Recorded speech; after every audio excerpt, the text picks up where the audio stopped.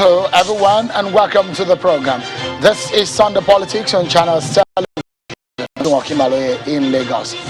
The nation was thrown into mourning on Friday evening when the Chief of Army Staff Ibrahim Attahiru and 10 other officers died in a military plane crash at the Kaduna International Airport. Tonight, we're looking at the loss and what this means for the Buhari fight against insecurity.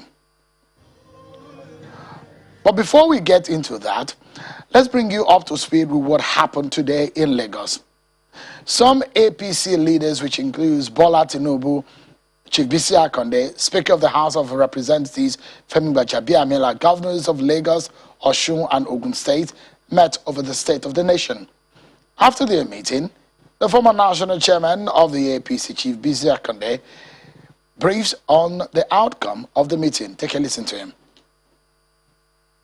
We express our strong opposition to separatist agitation and hate speeches, while urging those indulging in such to desist forthwith.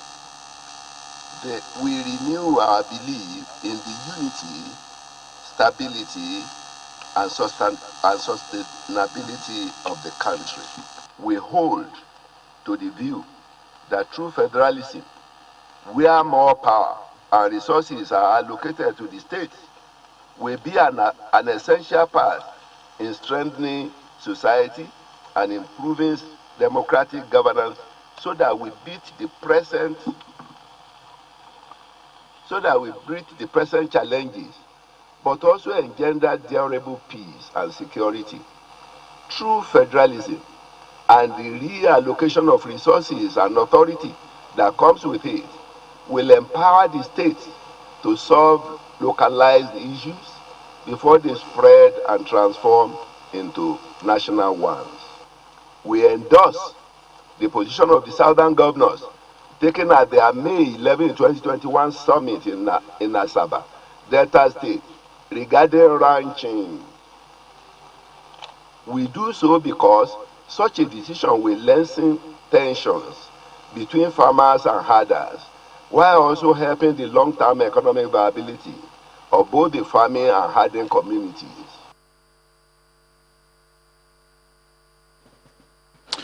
After that briefing, the APC leader Bola Tinubu took to the podium, this time not about national issue, but it was about Lagos State local government election, and he denied endorsing any candidate for the Lagos local council election. Take a listen to Bola Tinubu.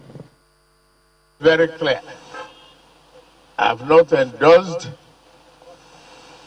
or proclaimed anybody, not one single person,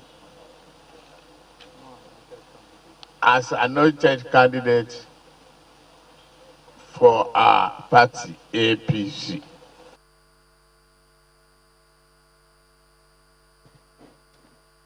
Well, tonight our attention is about what happened on Friday, the implications for the nation, some of what we were seeing in the activities of the military, some of the successes and the inroads they've made in the past few days. What is the implication of the death of the Chief of Army Staff? That's take our attention tonight, and we shall be discussing that. But before we get into that, this is some information coming from the Independent National Electoral Commission, INEC. Due to the death of the Chief of Army Staff, the Commission has decided to postpone the inter-agency consultative meeting on election security, which was scheduled for tomorrow, the 24th May 2021, because of what they have described as a national tragedy of the plane crash that occurred on Friday, the 21st. And according to INEC, they said that it has been postponed. A new date will be announced in due course. There are indirect and direct implications to the death of the Chief of Army Staff. For a man who was said to have taken the fight against the insurgents by leading from the front, observers say some strategies of our military commanders just begin to take effect, and the tragic incident happened on Friday. Tonight, we have joining us from our Abuja studio a man who worked closely with the late Chief of Army Staff, Brigadier General Sani Usman, a former director of Army Public Relations. And with him there is the chairman of the House of Representatives Committee on the Army, Honorable Abdulrazak Namdas. Thank you so much, gentlemen, for coming tonight. And I need to say that we here at Channels Television express our sincere condolences with the nation that's been thrown into mourning due to that disaster which happened on Friday. The military is also condoned, and family of the Chief of Army Staff and the 10 officers who died in that plane crash on Friday. Let's begin the conversation with the former Army Public Relation Brigadier General Sani Usman. General, you must have received the news of the tragic incident as a rude shock, just like most of us did. But for someone who worked closely with Lieutenant General Attahiru Ibrahim, what kind of a soldier or officer would you say he was? Good evening, and thank you very much for having me on the program. And it's putting it mildly if you say I was shocked. Not only shocked, I was devastated and confused because I've known him over a period of time. As a matter of fact, he was at one point in time my direct boss when he was the Director of Army Public Relations and I was Assistant Director of Army Public Relations, and subsequently Deputy Director. And before he left that appointment, he engineered my posting to the headquarters to become the Chief of Staff. But through act of providence, he was appointed 13th Brigade Commander. That, to a large extent, will tell you how close we were with him, and we maintain, that relationship up to the unfortunate incident that took his life.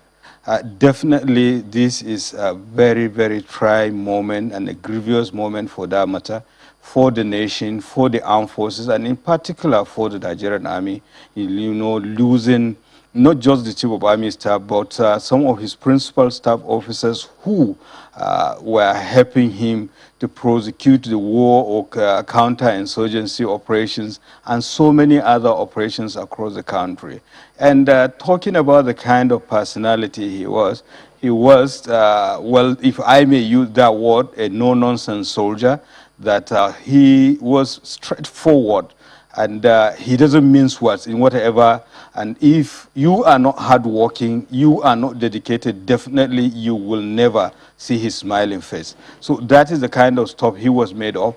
And it's so sad and unfortunate that we lost him at this very point in time in our national life when he was consolidating on the gains on the counter-insurgency and the counter-terrorism operation, along with his contemporaries, because they have come up with renewed vigor in the sense that emphasizing on jointness and coming out with a doctrine of philosophies that will guide, those at command and operational level in prosecuting the various operations in the country. So it is very, very devastating and very shocking, not just for anybody else, but in particular for the officers and soldiers of the Nigerian Army, because they have established bond and now they are moving on to do the nation proud. But unfortunately, God knows best, taking their lives at this point in time. And talking about other people also, you look at his Chief of Staff, a dogged person that I've known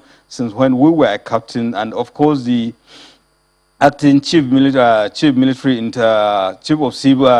Military Intelligence, and acting Provost Marshal. Barely 2 days ago, there was an altercation between a journalist and some group of soldiers. A simple phone call, he rose to the occasion. Those are the kind of officers we need at this point in time. But just like I said, God knows why he took their lives at this point in time of national history. But I think what we will do, or what we should do, is we should not allow their death to be in vain, to consolidate on all the things that they have been doing to ensure that we have not despaired and we are not demoralized, and having, the knowing the fact that if I am even going moral or spiritual, for anybody, for a Muslim to have died on Friday, there is every likelihood God will forgive him. And of course, when it is that kind of circumstances also, you know, aircraft having mishap and there was fire, definitely God will be merciful on them and grant their gentle soul, you know, the succor that is needed. And we hope and pray that they will be, you know, granted paradise. So it's basically, when you look at it, it is a kind of sign that they live a very exemplary life. Even though we love them so much, God loves them better. That's how to put it, really. But honestly, it has a grievous implication on the you know, the morale of the troops, the fight against terrorism and insurgency. But of course, the military is a system, and thankfully there are supporting elements that we can count on to ensure that the legacy they left behind is does not whittle, and at the same time, and people will have the resilience to continue in that regard, because what really matters is the peace and security of this country, which was so dear to their heart, to the extent of sacrificing their lives in the line of duty on that Black Friday, as it is. All right. So, I mean, another thing, before I bring in Honorable Namdas into the conversation, General, tell us, General Attahiru was described as the general who led from the front, bold and audacious. Has he always been like that? He has. He had always been like that. In fact, I could remember whenever I had interaction with with him in particular, either when he was Director of Army Public Relations or even when I was Director of Army Public Relations and he was Theater Commander, there were instances we had cause, you know, to interact. And usually he would tell me, Usman or SK, to hell with them. This is what we are going to do. That's the kind of human being it is, who left nobody in doubt, the kind of personality he is, and very, very compassionate. Just like I told you, his best friend is the person that is hardworking and dedicated. If you are not, then goodbye to that relationship. Honorable Namdas, for you, you had a close relationship also with the late Chief of Army Staff, in the sense that as a chairman of the House Committee on the Army, there is an oversight that your committee had on that on his in his office and in the military. Again, when it was to be confirmed, or when issues his name came up, you are also in the picture. Give us an understanding of the man you met, you worked with, though it was brief, but how would you describe the loss? Thank you so much for this opportunity, Shaun. Truly, I also feel very sad and devastated with with what actually happened, the Black Friday.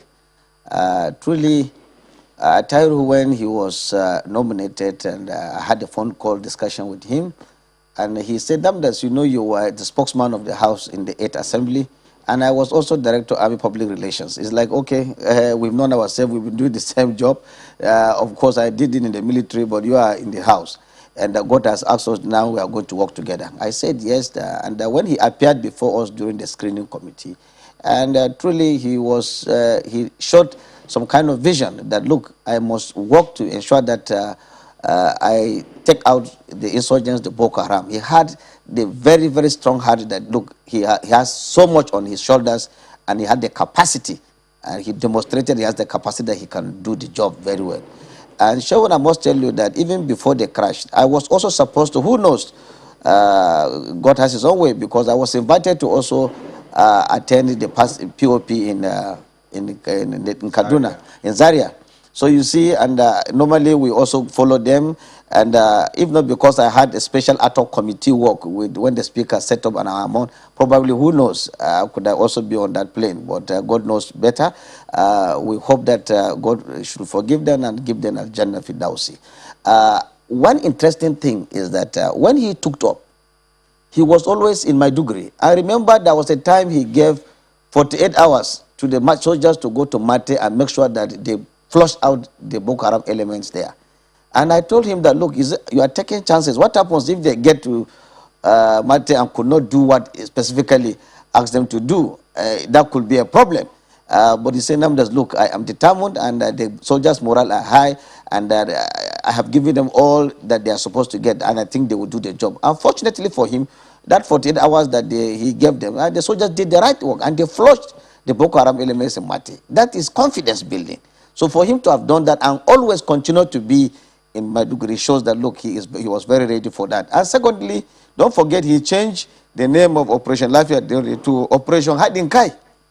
There have been crises in the past that, look, that the relationship between the forces were not too smooth, and people are saying that there were one issues or the other. So I don't know whether that informed that decision. For him to say Operation Lafayette Dole to Operation Hiding Kai is an indication that, look, all the forces should join hands together, both the Air Force, the Navy, and himself in the Land Army, they should work together. And they've been working closely together with the Chief of Defense. And they agreed that, look, with all, we have to also respect the Chief of Defense Staff. He should be our boss. He should have a coordinator. And if people agree to that, like here, that's how that level headed. To do that, it means that he was very much ready for the job. And I believe that he would do the job, and he did very well, Mr. Shaw. So for you, what is the implication of his death to this insurgency war, especially some of the successes that you have outlined that has been gained under his leadership in the army? Just like my colleague on this program just said, the army is a system. Even when the former chief of army staff left, you know, he did his best too. When he left, Attahiru came in, and he did his job. The thing is that one of the things we interrogated most of the service chiefs when they were appointed, we discovered that most of them had served in one operation or the other. They were also commanders in one of these operations or the other. Like the Chief of Defense Staff too was also the commander of Operation Lafayette Dole at one point in time. So also Attahiru himself was also a commander of Operation Lafayette Dole. So most of them had held one command positions or the other. And I think this vacuum will also be filled. There are competent hands in the armed forces today. Let me let you know that it was when I became the Chairman House Committee on Army that I realized that the Army had a lot of intelligent people. They had a lot of people that are fearless and they are good soldiers. But you see, that's one thing to be very intelligent, one thing to be good, because we also require equipment, we require funding, you require a lot of things to succeed. So I tell you that we will still have the Attahirus, we still have a lot of them in the Nigerian Army who can vehemently, seriously take on the job and then prosecute the war on terror and other security challenges like banditry, kidnapping, cattle rustling, and what have you. But I can tell you that to succeed in this job is not a one-man affair. Even Attahiru himself would not say he succeeded as an isolation. He worked closely with other people, and these people are still around. And I believe that the Nigerian Army will really, with other forces, armed forces, their services, they work together to see that the desired goal is achieved. The only thing is that we have to be very cautious these days. We have recorded 3 air crashes in 2 months. This is really devastating.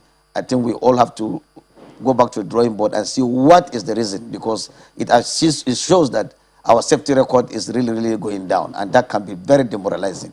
And we still have some of these players on ground. I think we will have to work up, Mr. Shaw. Brigadier General, give us a sense, because when the funeral was happening in Abuja over the weekend, there are a lot of people who were asking questions why they didn't see the president or the vice president at that funeral. You have been in the army. You might have some explanation on some of the reasons that some of us who are not military do not know. Well, first and foremost, I don't speak for the presidency.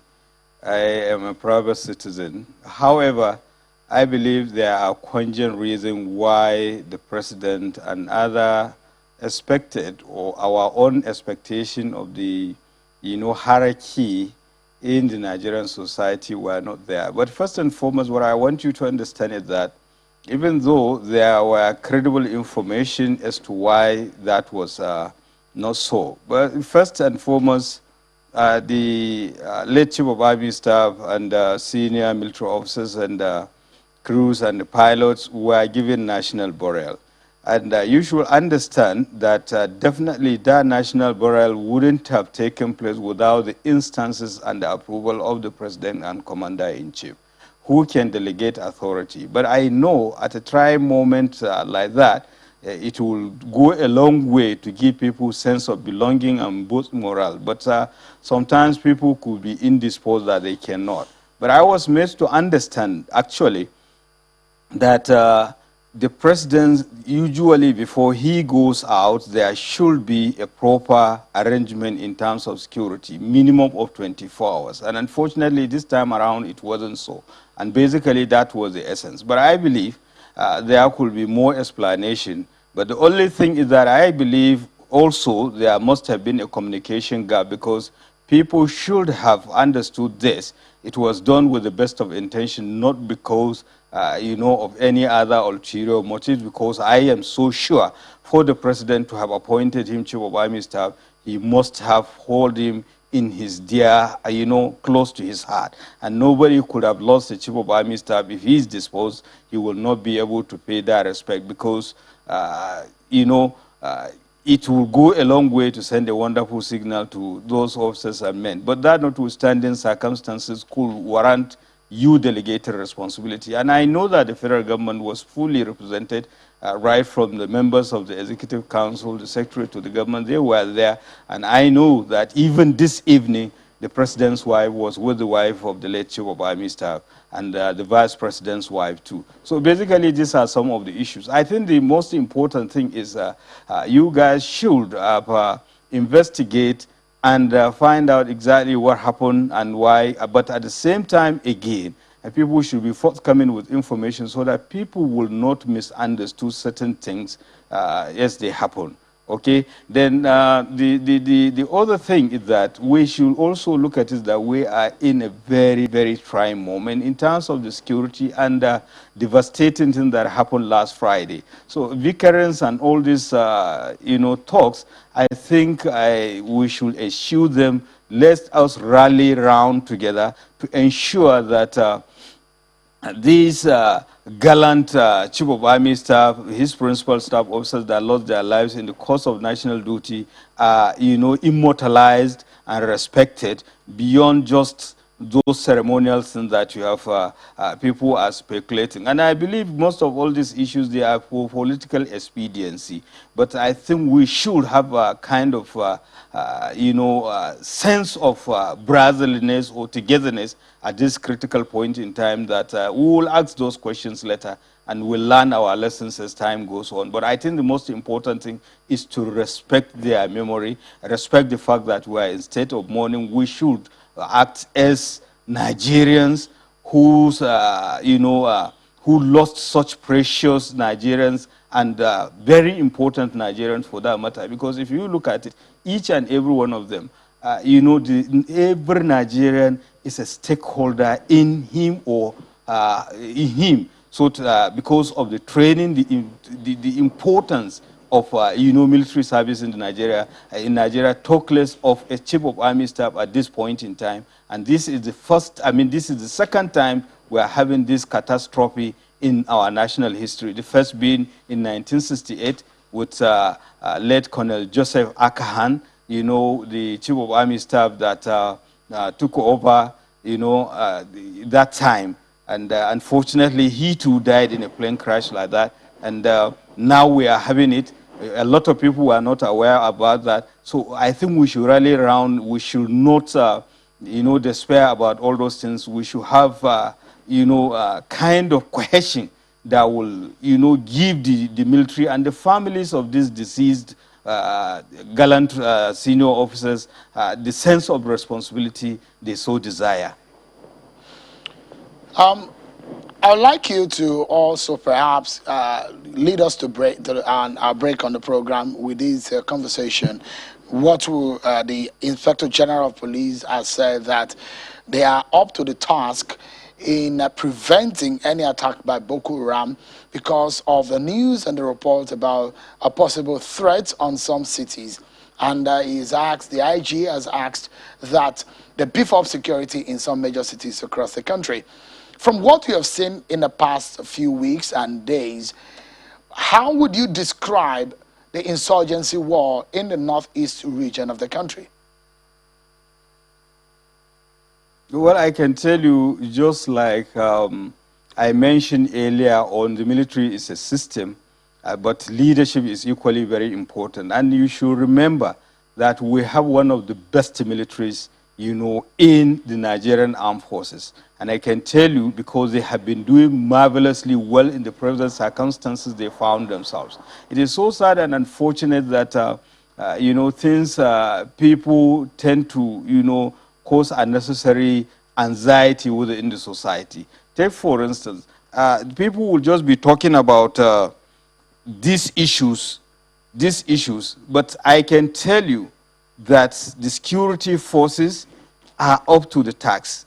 I came into Abuja from Jos this evening. I have been in Jos for the past 3 days, and I know what is happening. And of course, the states that they said these miscreants will most likely Attahiru, Plateau State and the Federal Capital Territory. The massive presence and the alertness of the security forces is unprecedented and reassuring. But what is most important is the buy-in of the members of the Nigerian society, because these security agencies, agents and the military, they are not magicians. They rely on timely and accurate information. And in any case, the fight against terrorism and insurgency, if you are putting it on a scale of 100%, the military effort or the kinetic effort is just about 60, 65, is just about 40, at most 45%. The remaining percentage is supposed to be a holistic approach, whole government approach, and these are the things that we kept on saying over time, so that the military or the security forces, once called in, they will deal with the issue decisively and everybody will be okay. Take, for instance, let's even talk back. Look at those days that we have the mobile policemen.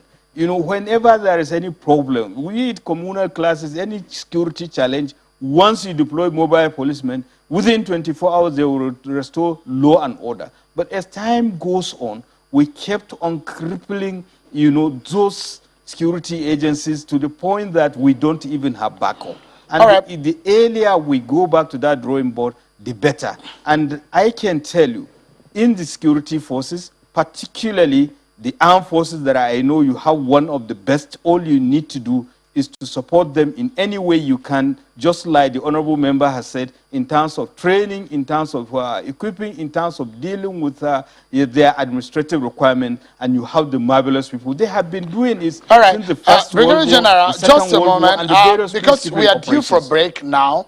Let's take a break, and when we come back, the conversation will continue. But up next, Boko Haram commanders said to have been killed. What does this mean for the insurgency war? My guest tonight will weigh in on this matter.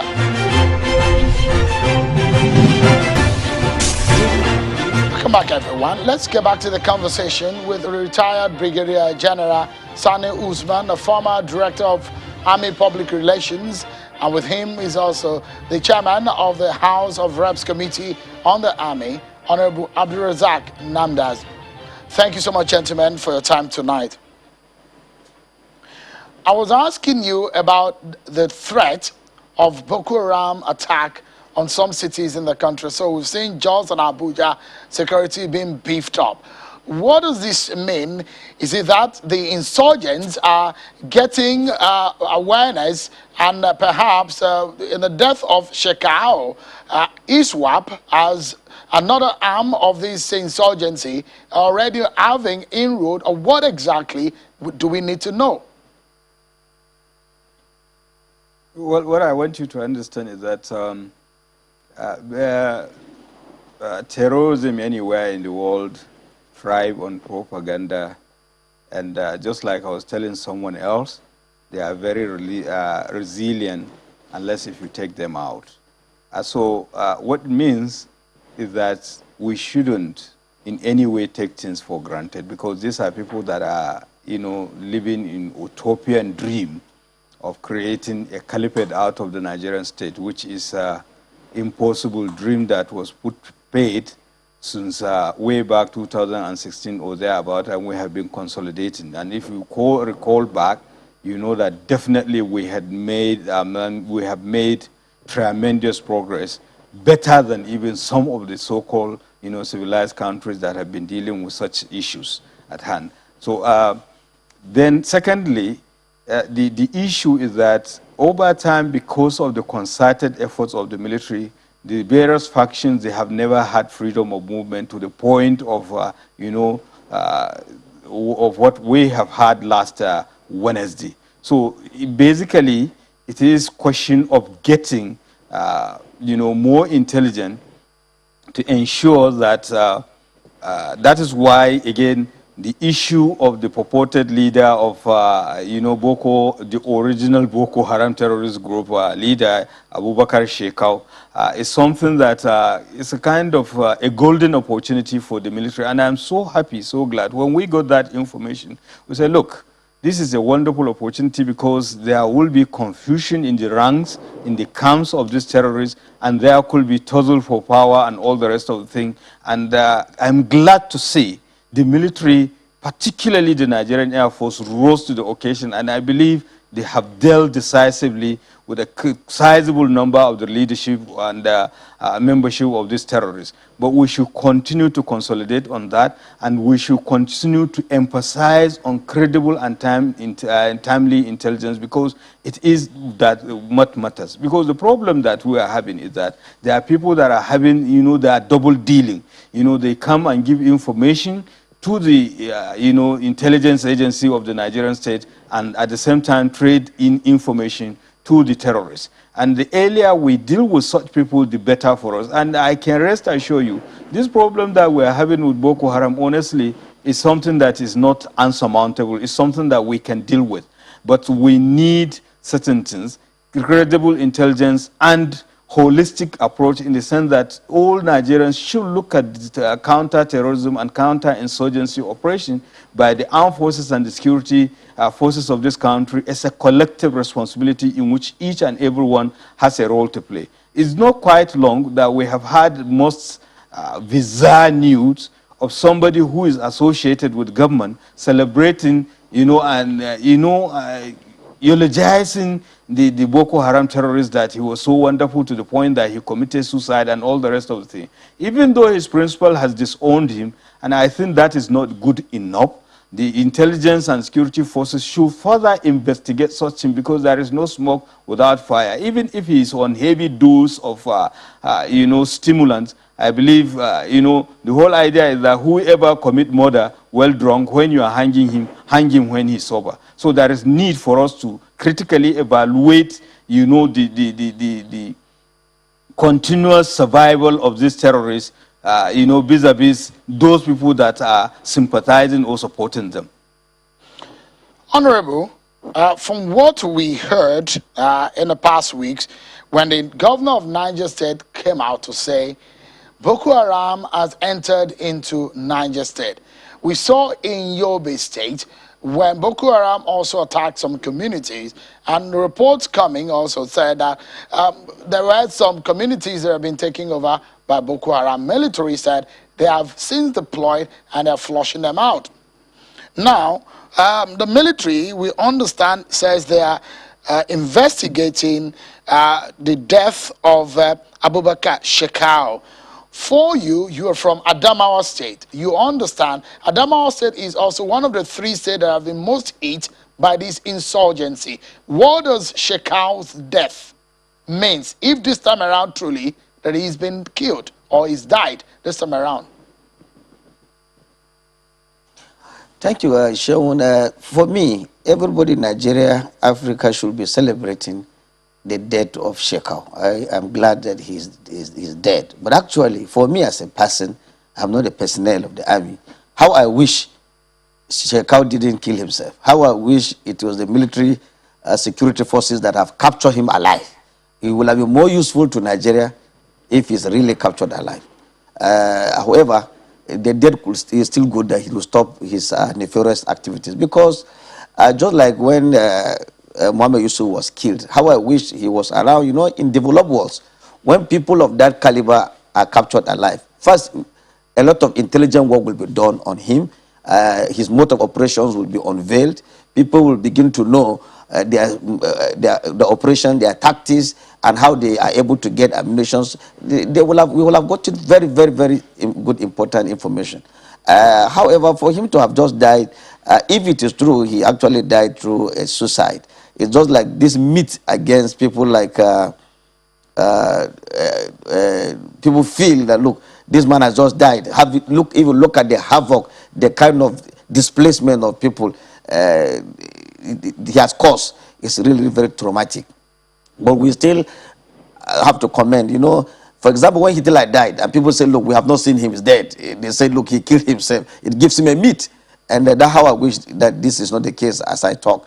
But again, the firepower of the armed forces, particularly also the Air Force, have made them in disarray. Now, today, they are fighting each other. So I think we too should take advantage of that and push our intelligence, both local and with technology, so that we can be able to get these guys and then pursue them once and for all.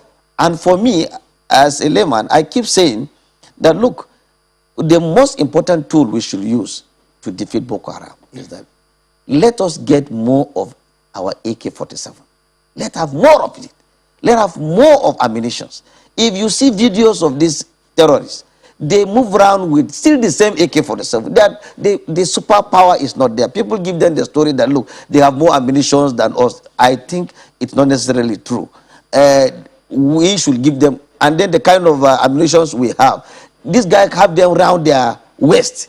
They waste it because they are not like trained soldiers who have to aim and then be careful where to shoot. They just sporadically spray it. We should give our forces enough ammunition, enough of this AK-47 around, so that they can be able to face these enemies and then get them once and for all. Again, no matter how powerful you are, you still need intelligence. And truly, we have to invest in intelligence. In the National Assembly, we have done a public hearing on an alternative way of funding the armed forces. Because if we say we must fund armed forces always through budgetary allocation, truly speaking, we cannot give them adequate funding. So that's why we have done that. And I think very soon this bill will be passed. And Mr. President, I know on matters of security, he is going to sign this bill. We will look at alternative sources so that we can fund them very well. I think that will help a lot. So give us an understanding. Has anything changed in the last few weeks in your region in relation to the insurgency war? Yes, truly, I will say that a lot of things have changed. We have recently, we had so much cases of insurgents, even kidnappers moving around. But in the Northeast, the situation has calmed down compared to the Northwest, where banditry are even writing letters, telling people that, look, you have to farm with our own farms first before you do your own. This is really terrible. Or ask people to put together and pay certain amount of money. This should not be allowed. We can't have people running a government within a government. We can't allow that. And I think right now, the morale of the armed forces are so high that if we are able to sustain the tempo, I can assure you that we will take them down. But just like you asked earlier, and I'm very happy with the Inspector General of Police for coming to say, look, we have the capacity to do this. Let's have that mindset first, which is very important. Because these days, Nigerians are really forgetting the police. It's always army, army, army. I'm sure when I've said it on this program, Time Without Number, the Nigerian army or the armed forces are doing operations in 34 of 36 states. They are becoming also taking care of internal security operations. This is not the job, sincerely speaking, of the armed forces. It is the job of the police. And if a policeman say, look, this is our area, we have the power to do so, please encourage him. And what kind of encouragement are you going to give him? Give him the training, give him all the necessary equipment also required, both the funding. Because if you don't have that kind of mindset, even if you give people fund, they are not likely to use it very well. But for him to say, look, we will do it, I want him to be encouraged. Let us give them training so that it is not army, army, army every day. He should also give the police, not like he said. I come from Adamawa State. Gwaza is just in Borno State. All the mobile forces I keep saying on this program were trained in Gwaza. And if you see a mobile policeman goes to Gaza and comes back, he is really has the capacity to take down any kind of uprising. But today we don't keep on the training. We got relaxed. In fact, the training camp of mobile was taken over by Boko Haram. It was the Nigerian army that had to get back that place. Till today, as I speak, there's no training taking place in that very place. So I think we need to encourage the police. They are in charge of internal operations. Agreed that when things are beyond the firepower of the police, you need to get the army. But please, let's also give them a backup. Give them the opportunity to do so. That will help a lot. So, Brigadier General, this question is for you. And now we saw what has happened, and the reports that we're hearing that Abubakar Shekau committed suicide. And it looks like ISWAP is having an upper hand in the contest for space and authority in that region within the insurgents. What does this mean? If the Boko Haram, the original Boko Haram, the locals, because a lot of people will say they are the locals, the ISWAP, they're perhaps the foreign elements that are coming into the country. What does this mean for the insurgency war? Well, one thing I want you to understand is that they are taking advantage of, a situation whereby, the military were planning, because remember, they were already in Timbuktu Triangle, the heartland of Sambisa, about moving towards the Lake Chad region to deal with us, ASWAP. It's so unfortunate they took advantage of the preparatory aspect of the military to, launch an onslaught on them, to the point that they were able to venture into their opponent's camp to deal with him to the extent of him, committing suicide. The implication, first and foremost, is that we are clear sign that there are desperate situations within the terrorist camp, and the military operations, the counter-terrorism and counter-insurgency efforts are yielding the right dividends. All we have to do is to be more resilient and maintain the pressure on them. Then I want to also emphasize on the issue of buying in, because the cynicism among some Nigerians in respect of these issues is kind of worrisome, in the sense that we need to, carry Nigerians along so that they will understand this counter-insurgency and counter-terrorism effort is not just for the security forces or the armed forces. Every Nigerian has a role to play. By, way of even praying and, supporting and encouraging the armed forces, giving timely, accurate information, and realizing the fact that, look, these people are the enemies of not just the Nigerian state, but humanity. And they are so determined because they have nothing to lose because of the indoctrination. And that is why we are talking about ideology. To underscore the magnitude of the problem, to the extent these people have been brainwashed, there were instances, and that is why I am not trying to indict the international NGOs that kept on hammering on these issues, underage and all the rest of the people that were detained. There is a particular girl whose parents were killed by Boko Haram, and she was, under, holding facility. They insisted that that girl should be released, and that girl went back, sold her, the inherited house, because the parents were not there. And she found herself back to the insurgents camp, and she was caught when she was about to detonate bombs. That is as terrible as the situation is. So unless we continue with the awareness and conscientizing Nigeria to understand the magnitude of this problem, so that people will stop cooperating and supporting these insurgencies, so that the military can isolate them and deal with them decisively. So the issue now is for us to ensure that every Nigerian is brought on board. And remember again, the Honorable had made mention about, the weaponry and all the rest of the things. Somebody who is familiar with the system, that, the terrorists, when they are doing state management, they will bring all the things and decorate themselves, but sometimes they might not even necessarily be working. So the essence is that we have to emphasize on you know, carrying the people along, credible and timely intelligence, emphasize on the use of science, technology, and innovation, because these people, they communicate to the outside world, they relate with outside world. How do they do that?